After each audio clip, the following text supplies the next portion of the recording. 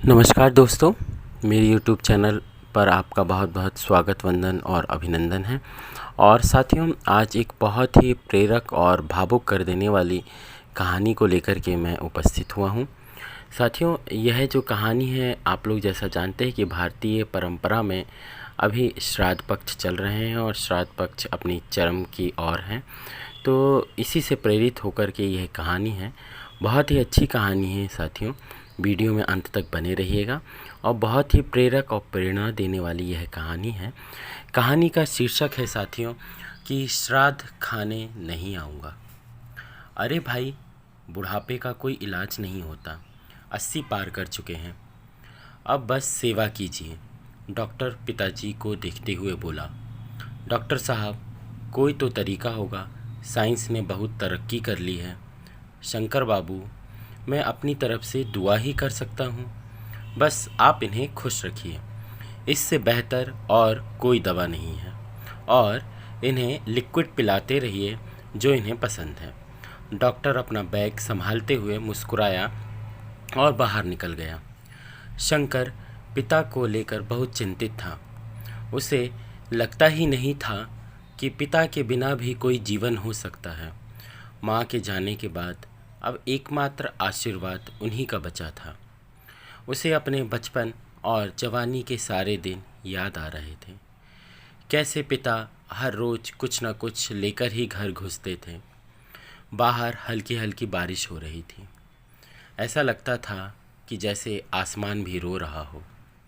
शंकर ने खुद को किसी तरह समेटा और पत्नी से बोला, सुशीला, आज सबके लिए मूंग दाल के पकौड़े, हरी चटनी बनाओ, मैं बाहर से जलेबी लेकर आता हूँ। पत्नी ने दाल पहले ही भिगो रखी थी, वह भी अपने काम में लग गई। कुछ ही देर में रसोई से खुशबू आने लगी पकौड़ों की। शंकर भी जलेबियाँ ले आया। वह जलेबी रसोई में रख पिता के पास बैठ गया। उनका हाथ अपने हाथ में लिया और उन्हें निहारते हुए बोला, बाबा, आज आपकी पसंद की चीज़ लाया हूँ, थोड़ी जलेबी खाएंगे? पिता ने आंखें झपकाई और हल्का से मुस्कुरा दिए। वह अस्फुट आवाज़ में बोले, पकौड़े बन रहे हैं क्या? हाँ बाबा, आपकी पसंद की हर चीज़ अब मेरी भी पसंद है। अरे सुषमा, ज़रा पकौड़े और जलेबी तो लाओ, शंकर ने आवाज़ लगाई।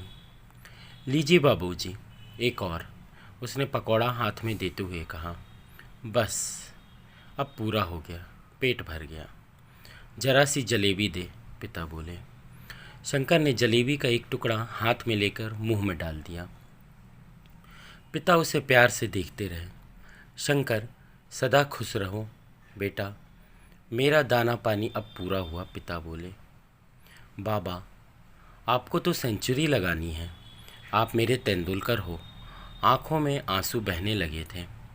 वह मुस्कुराए और बोले, तेरी माँ पवेलियन में मेरा इंतज़ार कर रही है। अगला मैच खेलना है ना, तेरा पोता बनकर आऊँगा, तब खूब खाऊँगा बेटा। पिता उसे देखते रहे। शंकर ने प्लेट उठाकर एक तरफ रख दी, मगर पिता उसे लगातार देखते जा रहे थे। आँख भी नहीं झपक रही थी। शंकर समझ गया कि यात्रा पूर्ण हुई। तभी उसे ख्याल आया, पिता कहा करते थे, श्राद्ध खाने नहीं आऊँगा कौवा बनकर, जो खिलाना है अभी खिला दे। माँ बाप का सम्मान करे और उन्हें जीते जी खुश रखें। तो साथियों, आप लोगों को मेरी यह कहानी कैसी लगी? आशा है कि आप लोगों को पसंद आई होगी। और यदि पसंद आई है तो प्लीज़ इस कहानी को एक लाइक, एक कमेंट और चैनल को सब्सक्राइब कर दीजिएगा। फिर अगली कहानी लेकर के मैं चैनल के माध्यम से उपस्थित होऊंगा। तो साथियों, तब तक के लिए जय हिंद, वंदे मातरम।